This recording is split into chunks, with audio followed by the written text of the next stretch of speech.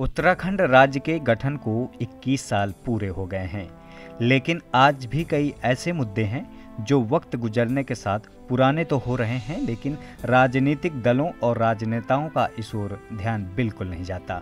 यूं तो 21 साल का समय कम नहीं होता, लेकिन राजनेताओं को अपने वादों को पूरा करने के लिए कम ही नजर आता है। उत्तराखंड में पिछले 21 सालों में 4 निर्वाचित सरकारें रही हैं।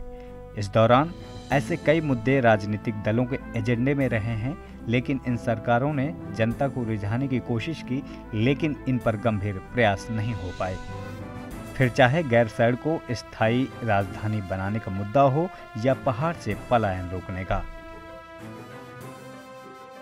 हमने सोचा था कि राज्य आंदोलनकारी के रूप में जब हमारा राज्य बनेगा तो हमारे मंत्री होंगे, हमारे संतरी होंगे, मुख्यमंत्री भी हमारा होगा, चौड़ाई से लेकर चीफ सेक्रेटरी तक हमारा होगा, हमारी बात सुनी जाएगी। लेकिन दुर्भाग्य है कि इतने मुख्यमंत्री बनने के बाद भी और सारे जाने पहचाने चेहरे यहाँ बने। ऐसा नहीं कि हम जानते नहीं थे या वो हमें नहीं जानते, लेकिन दुर्भाग्य है कि उनका रिमोट कंट्रोल दिल्ली से था। दोनों राष्ट्रपालियों ने यहाँ राज किया। दुर्भाग्य है कि क्षेत्र दल को जिसके हाथों में सत्ता आनी चाहिए थी वो सत्ता से दूर रहे। गैरसैंण राजधानी का मुद्दा था। सबसे पहले गैरसैंण को ही साक्ष्य मान करके वहाँ पर शिला पलट आज भी है वीर चंद्र सिंह गढ़वाल जी के नाम पे कि पहाड़ की राजधानी पहाड़ में होनी चाहिए, वो नहीं हुआ। 2, तीसरा झटका हमको तब लगा जब सरकारें अपनी थी, राज्य सरकारें थी, केंद्र में भी सरकार थी, यहाँ भी सरकार थी, तब परसेमन हुआ। और परसेमन क्षेत्रफल के आधार पर ना होकर के जनसंख्या के आधार पर हुआ। पहाड़ खाली हो गए हैं, पलायन हो गया है, पलायन रुका नहीं है। सबसे बड़ी बात इस राज्य बनाने का ये था कि पलायन रुक जाएगा, हमारे नौजवान उनके हाथों को काम मिलेगा, लेकिन ऐसा हुआ नहीं। हमने सपने तो एक सबसे बड़ा ये देखा था कि जैसे हम आंदोलन लड़ रहे हैं ना माताएं, तो हमारे बच्चे उस समय पढ़ रहे थे, तो ना हम उनको टाइम पढ़ाई में दे पाए और ना ही उनको आगे कुछ उनका भविष्य नज़र आया। आज हमारे बच्चे भी बेरोज़गार हैं, 45 साल के हो गए हैं और बहुत सारे तो पहाड़ों में बच्चे शराब बेचने वाले हो गए हैं। तो रोज़गार नहीं मिल पाया जो हम चाहते थे।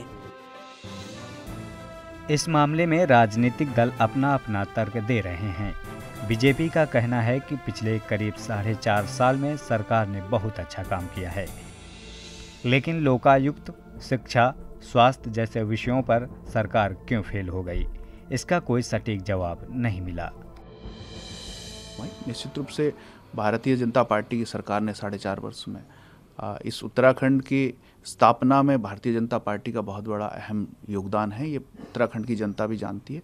अटल जी ने इस प्रदेश को बनाया और मोदी जी ने 2017 में कहा था कि हम इस प्रदेश को संवारेंगे, और निश्चित रूप से इन 4.5 वर्षों में हमारी सरकार ने उत्तराखंड को संवारने का काम किया है। बात रोजगार की कर रहे हैं, हम बात लोकायुक्त की कर रहे हैं, हम बात स्वास्थ्य सेवाओं को लेकर कर रहे हैं, या सरकारी सिस्टम, सरकारी स्कूल हैं उनकी व्यवस्थाओं को लेकर कर रहे हैं। इस क्षेत्र में काफ़ी ज़्यादा संभावनाएं भी थी और उम्मीदें भी थी लोगों को। देखिए, भारतीय जनता पार्टी की सरकार जब उत्तराखंड में आई तो पहली बार हमने एनसीईआरटी की बुकों को लागू किया। जो पेरेंट्स के ऊपर जो 4-4, 5-5, 10-10 हज़ार रुपये का भार था उसको कम करने का काम किया। आज आप नर्सरी की अगर जो किताब पहले लेते थे तो 10,000 तक की आती थी, आज 1500-1600 रुपये में सारी किताबें आ जाती हैं। चाहे आप अदर्स चीज़ों को ले लें, बहुत सारी चीज़ों में भारतीय जनता पार्टी ने फोकस्ड होकर के काम किया है।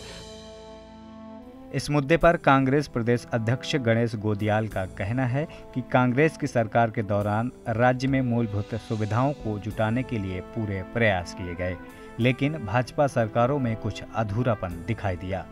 इस दौरान गोदियाल ने जनता से एक वादा फिर कर दिया।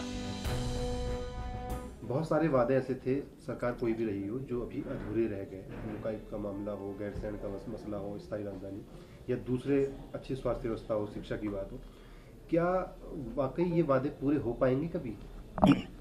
देखिए, राज्य स्थापना दिवस पर हम सबको राजनीति से ऊपर उठकर ये विवेचना का दिन भी है कि हम ये अपने आत्म विवेचना करें, स्वयं से ये पूछें कि इस 21 साल में प्रदेश को क्या हासिल हुआ।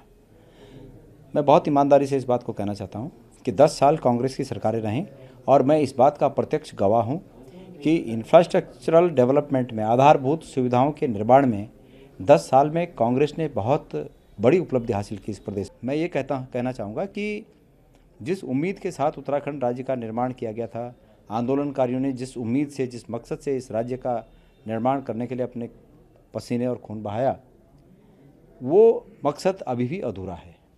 और वो मकसद मैं उस दिन पूरा समझूंगा जिस दिन हम इस राज्य से बेरोजगारी को समाप्त कर पाएंगे।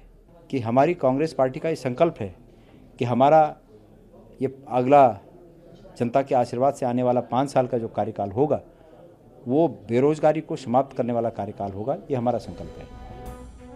उत्तराखंड गठन को 21 साल हो गए हैं। इन 21 सालों में उत्तराखंड की जनता ने राजनेताओं को सिर्फ चुनावी वादे करते सुना है, लेकिन धरातल पर कुछ खास नहीं देखा। आज भी उत्तराखंड रोजगार, शिक्षा, स्वास्थ्य और पलायन जैसे गंभीर मूलभूत सुविधाओं के लिए तरस रहा है।